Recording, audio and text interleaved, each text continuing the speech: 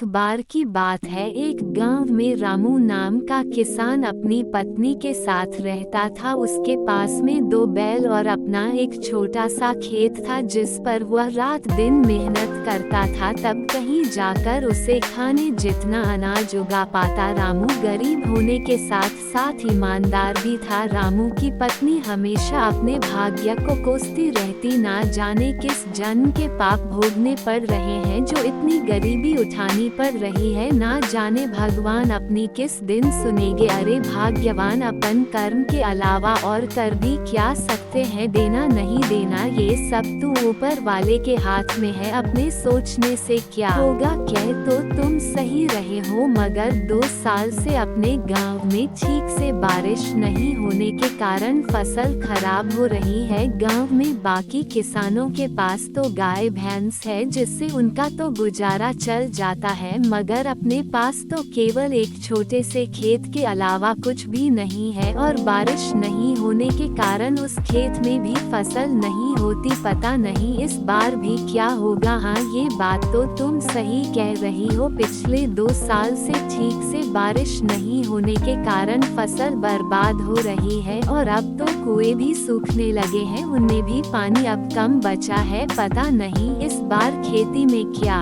होगा, ये तो ऊपर वाला ही जाने। चलो भाग्यवान, अब मैं चलता हूँ। रामू रोज की तरह अपने दोनों बैलों को लेकर अपने खेत की ओर निकल पड़ता है। रामू भले ही गरीब था मगर बहुत ईमानदार था। वह दूसरों का भला ज्यादा सोचता था और वो हमेशा अच्छे कर्म करने की समझ रखता था। और फिर रामू खेत पर पहुंचकर खेत पर मेहनत और लगन से काम करने लगता है। फिर थोड़ी देर बाद, अरे इतनी धूप में काम करने के बाद अब मुझे भूख लग रही है और अब तो मेरे ये दोनों बैल भी थक गए हैं। एक काम करता हूँ, मैंने अपने आधे खेत की तो जुताई कर ली है और आधे खेत की जुताई अब मैं कल कर लूंगा, मेरे यह बेचारे बैल भी थक गए हैं। चलो चलो अब अपन घर चलते हैं। रामू खुद से ज्यादा अपने बैलों का ख्याल रखता था, वह अपने बैलों से ज्यादा काम नहीं करवाता और रामू अपने घर पहुंच जाता। अरे ओ भाग्यवान भाग्यवान भाग्यवान, आज धूप में काम करते करते मुझे बहुत तेज भूख लग रही है। जाओ जाओ, तुम घर में जो कुछ भी है वो फटाफट से लेकर आओ, जब तक मैं अपने दोनों बैलों को चारा डालकर आता हूँ। जब तक तुम खाना परसो। इतने ही बीच में उन्हें एक आवाज सुनाई देती है। ये किसकी आवाज है? वह दोनों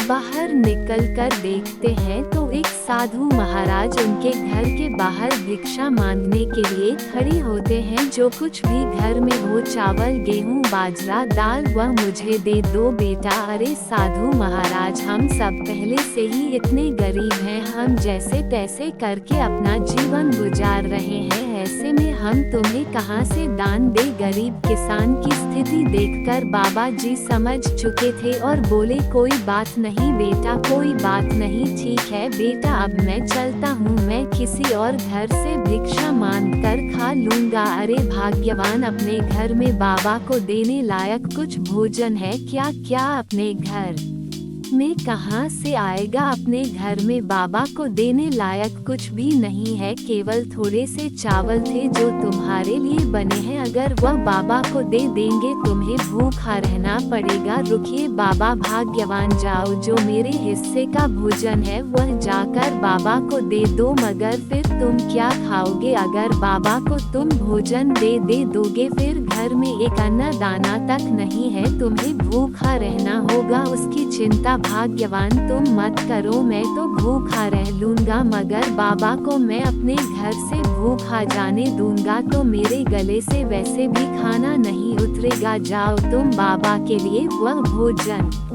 आओ। राम की पत्नी रामू की बात के अनुसार रामू के हिस्से का खाना बाबा को दे देती है। धन्यवाद बेटा, धन्यवाद। भले ही तेरे अभी बुरे दिन चल रहे हैं मगर ऊपर वाला सब देख रहा है, वह तेरी एक दिन अवश्य सुनेगा बेटा। धीरज संगीत रख। फिर सुबह हर रोज की तरह आज भी अपने 2 बैलों के साथ खेत की ओर चल देता है। अपने खेत की जुताई कर ही रहा था तो फिर इतने में एक अमीर व्यक्ति रामू के खेत के किनारे से गुजर रहा था और रामू के पास आकर कहता है, अरे भाई, यहाँ आसपास कहीं पानी है क्या? भाई साहब, यहाँ से कुछ ही दूर पर एक हैंडपंप है, जाकर आप वहाँ से पानी ले लो।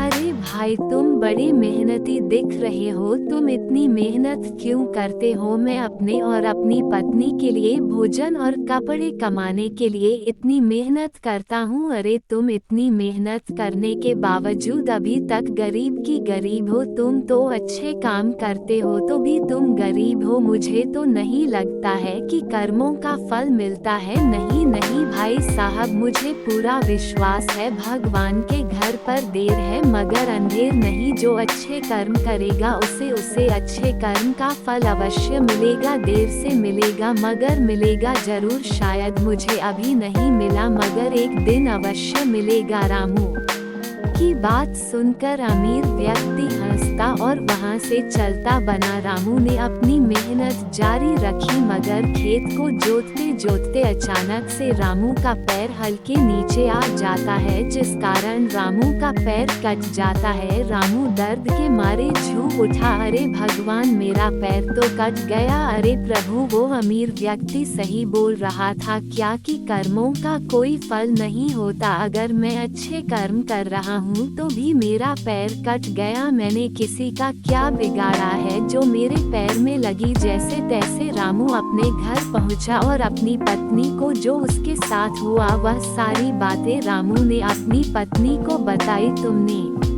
आज तक किसी को परेशान नहीं किया है, तुम्हें तुम्हारे अच्छे कर्मों का फल मिलेगा। रामू को अपनी पत्नी की बात सुनकर तसल्ली आई। संगीत। फिर अगले दिन रामू जख्मी होने के बाद भी अपने दोनों बैलों को खेत की ओर ले जाता है। अरे अभी तक बारिश तो आई नहीं, अब फिर मैं अपने खेत की सिंचाई कैसे करूँगा? चलो एक काम करता हूँ, अपने खेत के कुएं में जाकर देखता हूँ उसमें कितना पानी है। अगर उसमें पानी हुआ तो अपने खेत की सिंचाई करूँगा। अपने खेत के कुएं के पास में जाता है मगर कुएं में एक बूंद भी पानी नहीं था। कुआं पूरा सूखा पड़ा था। अरे मेरा खेत का कुआं तो पूरी तरह से सूख गया। अरे भगवान, ये कैसी परीक्षा ले रहे हो? घर में अन्न का एक दाना नहीं और अब तो मेरा कुआं भी सूख गया है। इस बार खेती में कैसे करूँगा? भगवान, एक काम करता हूँ, मैं अपने कुएं के अंदर जाकर खुदाई करता हूँ, अगर